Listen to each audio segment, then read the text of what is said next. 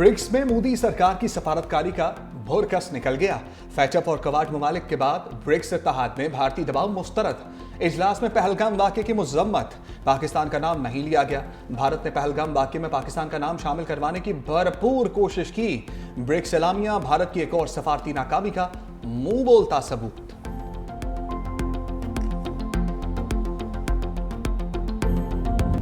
शशि थरूर का पाकिस्तान मुखालिफ सिफारती mission flop. अल जजीरा को इंटरव्यू के दौरान दबे अल्फाज में नाकामी का एतराफ।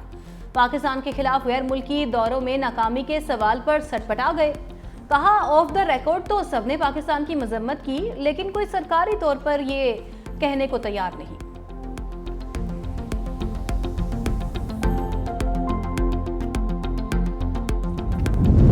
ईरान पर हमले।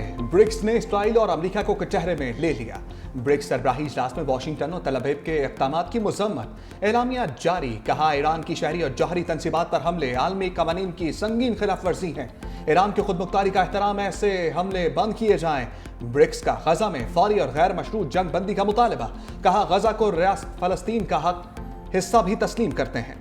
फलस्तीन में देरपा अमन का हसूल जरूरी है।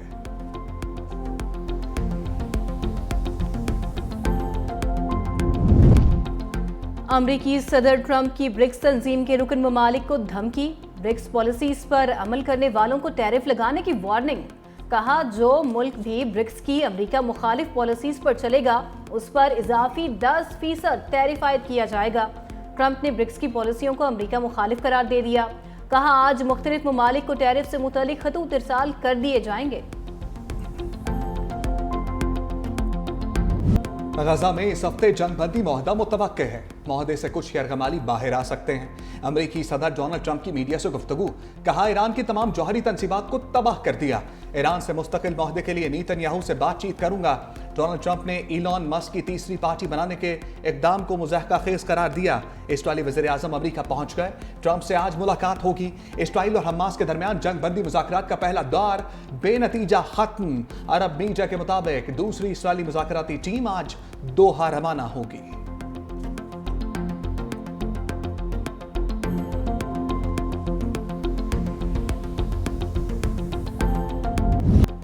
FBI में मसनूई ज़हानत पर मबनी कस्टम्स क्लियरेंस और रिस्क मैनेजमेंट सिस्टम मुतारिफ। वज़ीर-ए-आज़म की ज़ेर सदारत FBI की जारी इस्लाहात के हवाले से जायजा इजलास।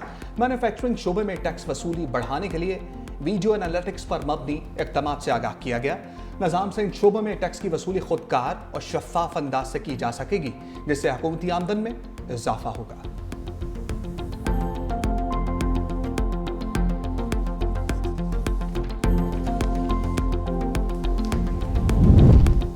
Speaker Punjab assembly Malik Ahmad Khan opposition के 26 अरकान के खिलाफ रेफरेंस पर डट गए। प्रेस कॉन्फ्रेंस में कहा, क्या इन लोगों का दिमाग दुरुस्त है जो मेरे रेफरेंस पर सवाल उठा रहे हैं? अगर वजीर आजम को गलत बयानी पर नाअहल किया जा सकता है तो ऐवान को तमाशा बनाने वालों को क्यों नहीं? कोई मेरा आईनी हक सलब नहीं कर सकता। अपनी आईनी हदूद से 1 इंच भी आगे नहीं बढ़ूंगा। पैनमा केस में जस्टिस आसिफ सईद खोसा ने स्पीकर को नाअहली का इख्तियार दिया। वफाकी वजीर कानून आजम नजीर तारड़ का स्पीकर पंजाब असम्बली के इकदाम का दिफा। कहा, 26 अराकीन डी-सीट हो सकते हैं। एहतजाज हक है मगर कुर्सियां मारना एहतजाज नहीं। वज़ीर दाखिला मोहसिन नकवी की सीनियर वज़ीर शर्जील इनाम मेमन की रहाइश का आमद। मुल्क के अहम सियासी मामलात पर तफसीली तबादला ख्याल। मरकज़ और सूबों के दरमियान ताल्लुकात, अमन और इस्तेहकाम के लिए मुश्तरका काविशों पर गुफ्तगू। वज़ीर दाखिला ने सिंध हुकूमत और सिंध पुलिस के मुहर्रम उल हराम में बेहतरीन इंतजामात की तारीफ की।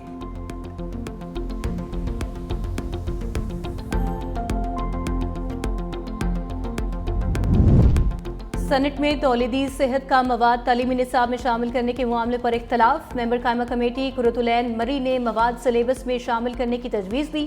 कहा, बच्चे इंटरनेट पर गलत चीज़ें तलाश कर रहे हैं। बच्चियों की शादी से पहले रहनुमाई होनी चाहिए। सेनेटर कामरान मुर्तज़ा की तौलीदी सेहत का मवाद निसाब में शामिल करने की मुखालफत। कहा, इस वक्त से डरें जब खातून टीचर तौलीदी सेहत का मवाद लड़कों को पढ़ा रही हों। सेनेटर खालिदा आतीब बोली, प्राइमरी सतह के सिलेबस में तौलीदी सेहत का मवाद शामिल नहीं होना चाहिए।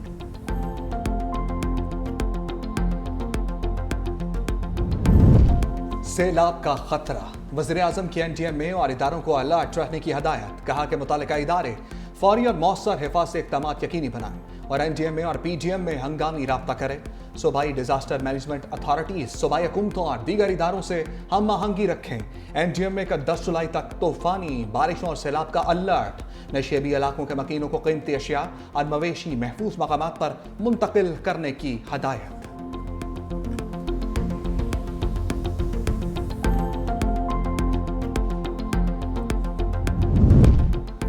बारिशों के बाद पानी के रेले मुंह जोर। खैबर पख्तूनख्वा और गिलगित बल्तिस्तान में सैलाबी सूरत हाल। क्रिक में छत गिरने से एक बच्चा जान बहक, 3 जख्मी। हुंजा में ग्लेशियर्स पिघलने से सैलाब, फसलों और दरख्तों को नुकसान। लैंड स्लाइडिंग से कई इलाकों का राबिता कट गया। एक हफ्ते में बारिशों और सैलाबी रेलों से जान बहक अफराद की तादाद 50 से जायद हो गई। बादलों की मैदानी इलाकों पर लश्कर कुशी।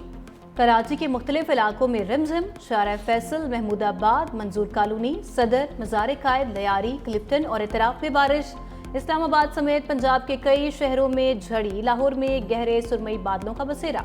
बाज़ इलाकों में बूंदाबांदी। सबसे ज्यादा काकूल में 31 मिलीमीटर बारिश रिकॉर्ड की गई।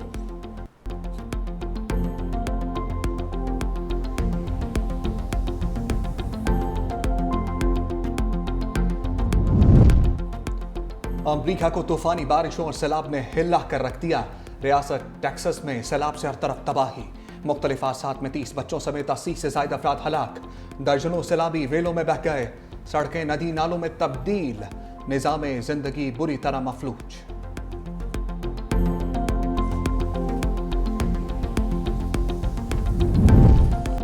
ईरानी मीज़ाइल कम से कम 5 इसराइली फौजी अड्डों पर गिरे। बरतानवी अखबार टेलीग्राफ का इंकशाफ। रेडार डेटा के मुताबिक ईरानी मिसाइलों ने शुमाली और वस्ती इसराइल में 6 फौजी अड्डों को बराह रास्त निशाना बनाया। इसराइली फौज की जानिब से आयद करदा सख्त सेंसरशिप के बायस इन हमलों की खबर सामने नहीं आने दी गई। टेलीग्राफ के मुताबिक मजमूई तौर पर 6 ईरानी मिसाइल इसराइली फौज के 5 अड्डों पर गिरे, जिनमें एक एयरबेस, एक इंटेलिजेंस बेस और एक लॉजिस्टिक बेस भी शामिल है। ईरान के हमलों में Tel Nof airbase, Glilot intelligence base और शुमाली इसराइली में कैंप ज़पोरेत armour and weapons production base समेत दीगर अड्डे निशाना बने।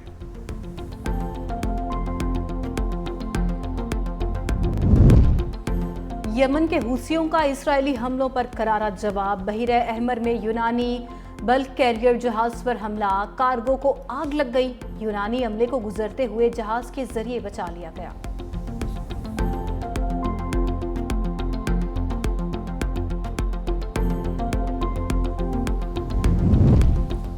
ICC में भारतीयों की घुसपैठक। जय शाह के बाद एक और भारतीय शख्स अहम ओहदा पाने में कामयाब। नजोग गुप्ता ने ICC के चीफ एग्जीक्यूटिव का ओहदा संभाल लिया।